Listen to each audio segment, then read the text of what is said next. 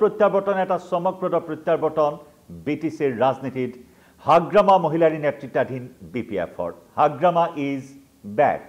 নমস্কাৰ প্ৰিয় দৰ্শক, মই জয়ন্ত মাধৱ গোস্বামী আপোনাক স্বাগতম জনাইছো নিউজ 18 অসম নৰ্থ ইষ্টৰ ডিজিটেল লাইভলৈ। আৰু বিটিআৰ নিৰ্বাচন বা বিটিচি নিৰ্বাচনক লৈ সকলোৰে দৃষ্টি নিবদ্ধ হৈ আছিল। জুবিন গাৰ্গৰ প্ৰয়াণৰ পাছত সকলো শোকস্তব্ধ, কিন্তু তাৰ মাজতো ৰাজনীতিৰ খবৰ যিসকলে ৰাখি আহিছে, ৰাজনীতিৰ ওপৰত যিসকলৰ চকু আছে, সেইসকলে এই মুহূৰ্তত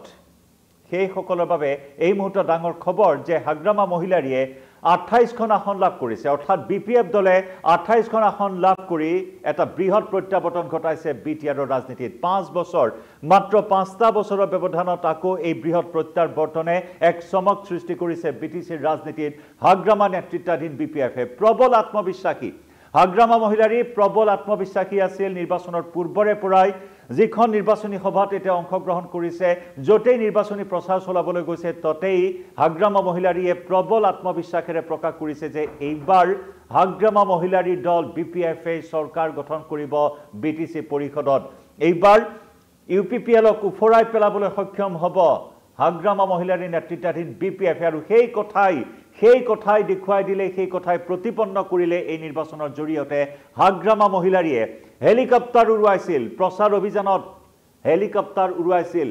মুখ্যমন্ত্ৰী ডক্টৰ হিমন্ত বিশ্ব শৰ্মাৰ সৈতে ফেয়াৰ মাৰি হাগ্ৰামা মহিলাৰীয়ে হেলিকপ্টাৰ উৰুৱাই প্ৰবল আত্মবিশ্বাসেৰে কৈছিল যে 1 অক্টোবৰৰ পিছত সেই পইচা উভতাই দিয়া হ'ব। ভাড়ালৈ লৈছিল হেলিকপ্টাৰ ভাড়াত লৈ চমক সৃষ্টি কৰি নিৰ্বাচনী প্ৰচাৰ সভাত ভাগ লৈছিল হাগ্ৰামা মহিলাৰীয়ে। প্ৰাক্তন বিটিচি প্ৰধান, বিপিএফ প্ৰধান হাগ্ৰামা মহিলাৰীয়ে এনেদৰেই নিৰ্বাচনী প্ৰচাৰ অভিযানত সকলোৰে দৃষ্টি আকৰ্ষণ কৰিছিল। আৰু অৱশেষত কথা মতেই হাগ্ৰামা মহিলাৰীয়ে এইবাৰ বিটিচি আকৌ দখল কৰিবলৈ সক্ষম হ'ল। ধাৰাবাহিক ৰূপত বিটিচি গঠন হোৱাৰে পৰাই ধাৰাবাহিক ৰূপত হাগ্ৰামা নেতৃত্বাধীন বিপিএফে ৰাইজৰ আস্থা জিনি আহিবলৈ সক্ষম হৈছে। প্ৰভুত্ব অক্ষুণ্ণ ৰাখিবলৈ সক্ষম হৈছে। হাগ্ৰামাৰ প্ৰভুত্ব, হাগ্ৰামাৰ যি গণভিত্তি, সেয়া অক্ষুণ্ণ অৱস্থাত আছে ধাৰাবাহিক ৰূপত। কাৰণ বিগত নিৰ্বাচনত 2020 চনৰ নিৰ্বাচনত যদিও বা বিপিএফে বিটিচিৰ মচনদ দখল কৰিব পৰা নাছিল, 2020 চনৰ নিৰ্বাচনতো একক বৃহৎ দল হিচাপে প্ৰতিপন্ন কৰিছিল বিপিএফক হাগ্ৰামাই।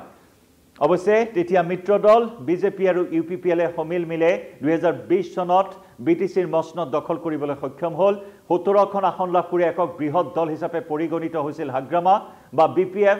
আনহাতে বিজেপিয়ে লাভ কৰিছিল 9খন আসন আৰু ইউপিপিএলে লাভ কৰিছিল 12খন আসন। গতিকে বিজেপিৰে মিলি ইউপিপিএলে বিটিচিত চৰকাৰ গঠন কৰিলে আৰু এয়া চৰকাৰ পতন ঘটালে আকৌ এবাৰ হাগ্ৰামা মহিলাৰীয়ে। হাগ্ৰামাই ভবাতকৈও বেছি আসন লাভেৰে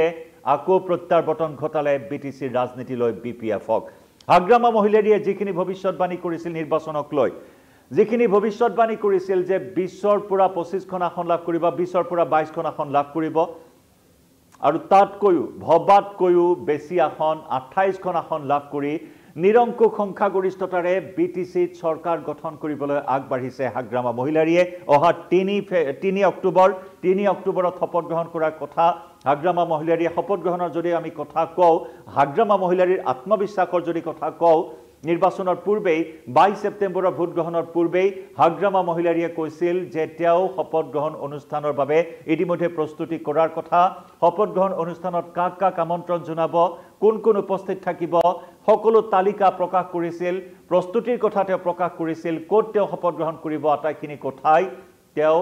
ভোটাৰ ৰাইজক উদ্দেশ্যে কৈছিল বা বিটিআৰবাসীক উদ্দেশ্যে কৈছিল বা অসমবাসী ৰাইজক আত্মবিশ্বাসেৰে তেওঁ সেই কথা প্ৰকাশ কৰিছিল। ভবা মতেই কাম, কথা মতেই কাম কৰি দেখুৱালে হাগ্ৰামাই এইবাৰ বিটিআৰৰ নিৰ্বাচনত।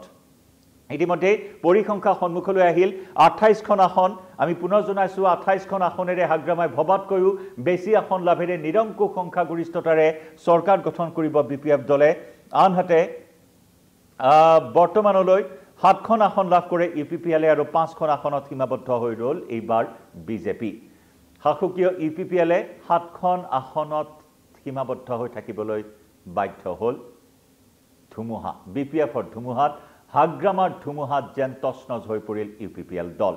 যি হাগ্ৰামা মহিলাৰীয়ে ভৱিষ্যতবাণী কৰিছিল যে ইউপিপিএলে এখনো আসন লাভ নকৰে, অৱশ্যে 7খন আসন লাভ কৰিছে ইউপিপিএল দলে। মূল প্ৰতিদ্বন্দ্বিতা বিজেপিৰ লগত হ'ব বুলি কৈছিল হাগ্ৰামাই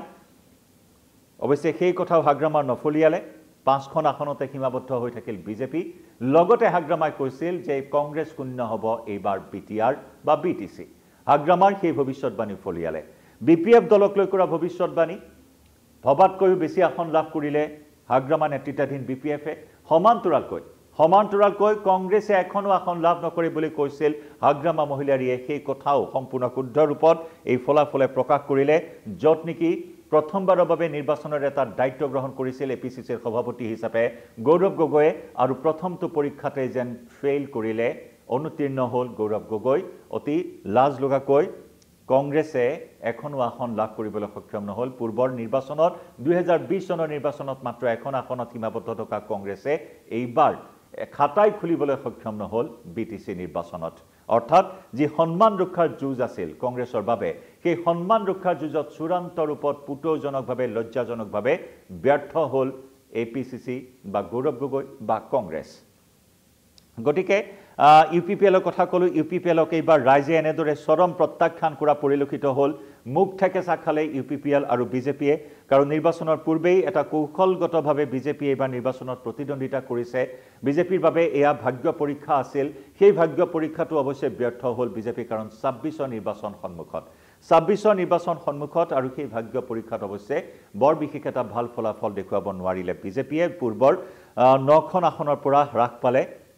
5খন আসনলৈ 4খন আসন আকৌ কমিল এইবাৰ নিৰ্বাচনত বিজেপিৰ একেদৰে ইউপিপিএল যে সন্মান ৰক্ষাৰ যুঁজ তাত চূড়ান্ত ৰূপত ব্যৰ্থ হ'ল অতি পুতৌ লগাভাৱে আনহাতে 5 গৰাকীকৈ বিধায়ক ইউপিপিএলৰ 5 গৰাকীকৈ বিধায়ক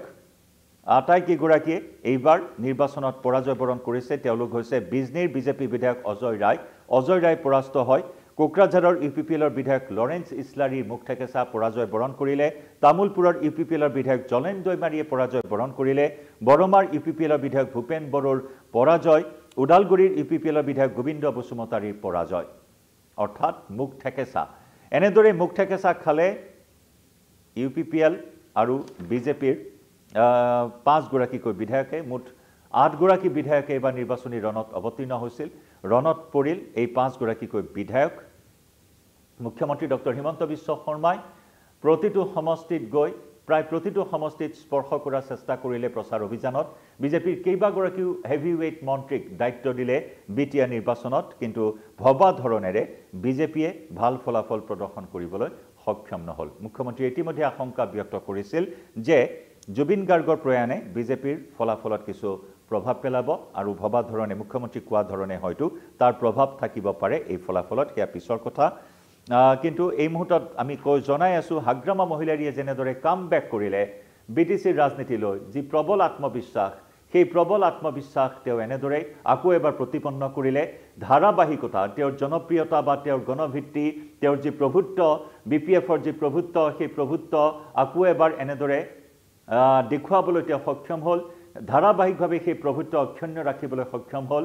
বিটিসি গঠন হোৱাৰে পৰা এই ধাৰাবাহিকতা অক্ষুণ্ণ ৰাখি আকৌ এবাৰ চমকপ্ৰদভাৱে বিটিসিৰ মসনদলৈ আহিল হাগ্ৰামা মহিলাৰী পুনৰ কৈছো হেলিকপ্টাৰ ভাড়াত লোৱাক লৈ যথেষ্টখিনি প্ৰতিক্ৰিয়াৰ সৃষ্টি হৈছিল আৰু সেই প্ৰতিক্ৰিয়াৰ উত্তৰ দিছিল হাগ্ৰামাই যে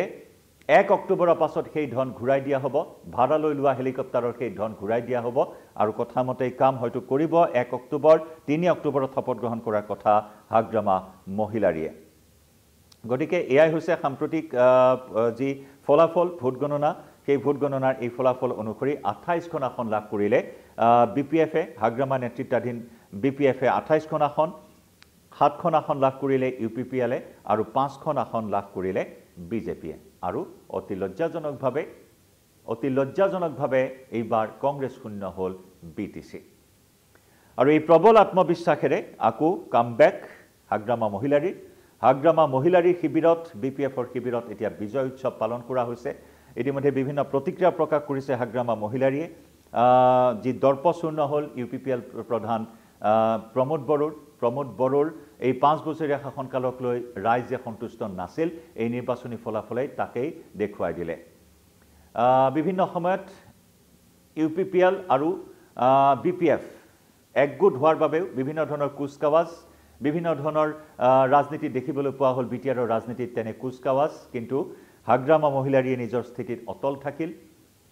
স্থিতিত অটল থাকিল হাগ্ৰামা মহিলাৰীয়ে যিসমূহ সিদ্ধান্ত গ্ৰহণ কৰি আহিছে ৰাজনীতিত সেয়া সদায় সংবাদ শিৰোনাম দখল কৰি আহিছে